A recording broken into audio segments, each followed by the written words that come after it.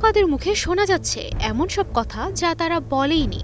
দেখা যাচ্ছে এমন সব ভিডিও যেগুলো কখনোই ধারণ হয়নি। এই নতুন চ্যালেঞ্জ তৈরির পেছনে রয়েছে এআই বা কৃত্রিম বুদ্ধিমত্তা। দিনে দিনে যা হয়ে উঠছে আরও ভয়ঙ্কর। ডিপফেক ভিডিও ও ছবি দ্রুত ভাইরাল হয়ে যায় সোশ্যাল মিডিয়ায়। এমন কন্টেন্ট সম্মান ক্ষুণ্ণ করার পাশাপাশি ঠেলে দিচ্ছে আইনি জটিলতার দিকেও। তৈরি করছে তারকাদের প্রেমের গল্প যার আদৌ কোনো ভিত্তি নেই। ইউটিউবেও এমন বেশ কিছু চ্যানেল আছে যা এমন ডিপফেক ভিডিওর জন্যই জনপ্রিয়। ভারতে এখন পর্যন্ত এআই ডিপফেক নিয়ে নির্দিষ্ট আইন নেই। ডিপফেকের মারাত্মক প্রভাবে এক হয়েছেন তারকারা।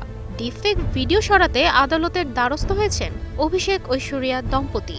শুধু অপসারণই নয়, নিষিদ্ধ এবং গুগলকে আরও সুরক্ষিত রাখার শক্তিশালী নির্দেশনাও চেয়েছেন তারা।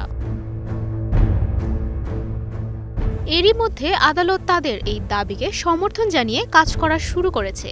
2023 সালে দিল্লির একটি আদালত অনিল কাপুরের ছবি ও কণ্ঠস্বরের অপব্যবহার রোধ করেছে। এআই হুমকি যেন অন্য মাত্রায় রূপ নিয়েছে হলিউডে।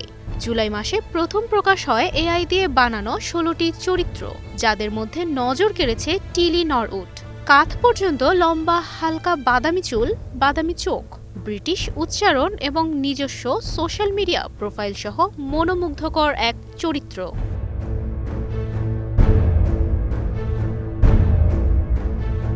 তবে এর নিন্দা জানিয়েছেন হলিউড শিল্পীদের সংগঠন Screen Actors Guild, American Federation of Television and Radio artist.